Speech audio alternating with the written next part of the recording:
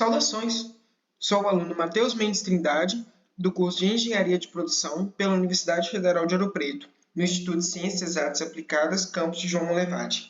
E venho, através desse vídeo, apresentar meu trabalho final de iniciação científica, intitulado Modelagem de Partículas Ativas, orientado pelo professor Dr. Ronan Silva Ferreira.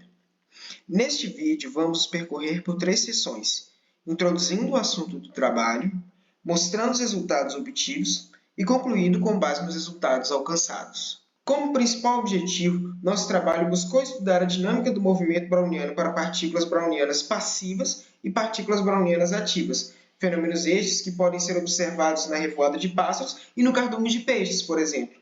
Em suma, dividimos nosso trabalho em 3 principais vertentes: a caminhada aleatória, o movimento browniano passivo e o movimento browniano ativo.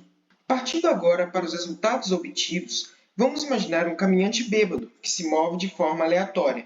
A partir disso, vamos afirmar que este caminhante dá um total de n passos, sendo n1 passos para a direita e n2 passos para a esquerda. Se quisermos acrescentar a aleatoriedade, podemos dizer que existe uma probabilidade p de serem dados passos para a direita e q de serem dados passos complementares a estes para a esquerda. Dessa forma, existe a probabilidade onde sejam dados n1 passos para a direita e um total de n passos, por exemplo.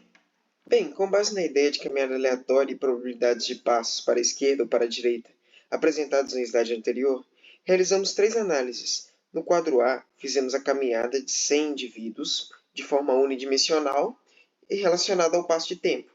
Já no quadro B, analisamos o deslocamento médio desses caminhantes e no quadro C, a dispersão desses caminhantes através do deslocamento quadrático médio.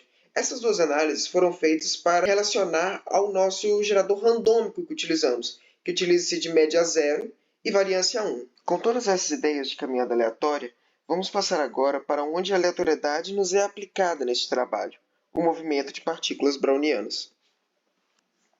O movimento browniano apresentado pela figura demonstra o deslocamento de partículas através de colisões com o meio ao qual essas partículas estão imersas.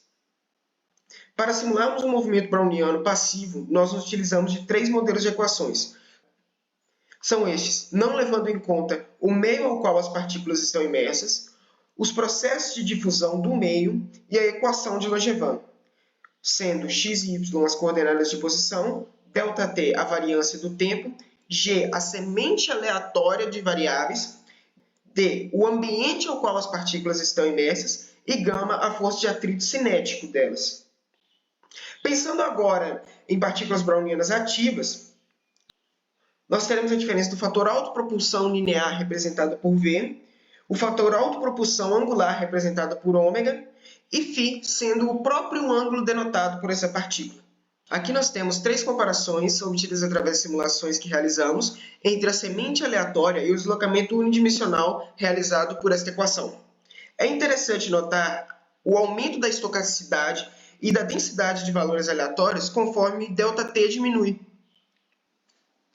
Outro ponto importante para o movimento browniano é o meio ao qual as partículas estão imersas, ou seja, o processo de difusão do meio. Deste modo, a partir dessas equações, realizamos 3 simulações com passos de tempos distintos e observamos o deslocamento médio e a dispersão dessas partículas, assim como tínhamos feito para o caso de caminhada aleatória. Bem, uma outra forma de representar o movimento browniano é através da equação estocástica de Langevin. Perceba que nessa equação você tem o fator massa multiplicado pelo fator aceleração, o que dá origem a uma força. Então, diferentemente das outras formas de representar o movimento browniano mostradas anteriormente, essa não é simplesmente cinemática, ela é dinâmica, pois estamos trabalhando com força, além da ideia de movimento.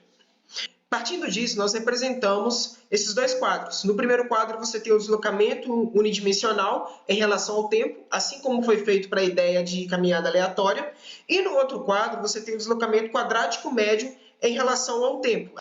Reiterando informações que já foram ditas em slides anteriores, a principal diferença entre partículas brownianas passivas e partículas brownianas ativas é o fator de autopropulsão. Deste modo, as partículas brownianas ativas podem se locomover com mais facilidade no meio ao qual estão inseridas devido a serem autopropelidas. Aqui nós temos 4 simulações que foram realizadas a partir dessas equações. tendo nos quadros A e B a velocidade angular dada como nula, no quadro C a velocidade angular é dada como negativa e no quadro D a velocidade angular é dada como positiva. É interessante perceber que no quadro C, pela velocidade angular ser dada como negativa, a partícula move-se em sentido horário. Já no quadro D, pela velocidade angular ser dada como positiva, a partícula moverá-se no sentido anti-horário. Bem, com base no slide anterior, aqui nós fizemos uma representação do deslocamento quadrático médio para as partículas brownianas ativas. É interessante perceber que, por haver a autopropulsão e pelas partículas serem ativas, o deslocamento quadrático médio cresce primeiramente em um curto espaço de tempo, quadraticamente com o tempo. Isso se deve, basicamente, à autopropulsão dessas partículas. Já em um espaço de tempo maior, devido ao processo de difusão do meio, as partículas brownianas ativas elas vão adquirir um comportamento de forma a se crescer linearmente com o tempo. E é interessante porque nós trouxemos aqui dois casos onde as partículas possuem a velocidade linear, ou seja, elas possuem a autopropulsão, e um terceiro caso cuja velocidade linear é zero, ou seja, ela se comporta como uma partícula browniana passiva em todos os passos de tempo. Por fim, misturamos os dois tipos de partículas em um mesmo meio e observamos seu comportamento, assim como mostra a animação que obtivemos, onde temos 10 partículas ativas envoltas em um mar de partículas brownianas. E para concluir, nossos estudos voltaram-se para implementar os modelos de movimento browniano para partículas ativas e partículas passivas, sendo esses estudos possíveis de serem utilizados em áreas como biologia, engenharia e química. Agradecemos ao Conselho Nacional de Desenvolvimento Científico e Tecnológico pelo incentivo e fomento através da Bolsa para que a pesquisa pudesse ser realizada, e à Universidade Federal de Ouro Preto, juntamente com o Instituto de Ciências Exatas e Aplicadas, a instrução e a oportunidade fornecida ao processo de pesquisa.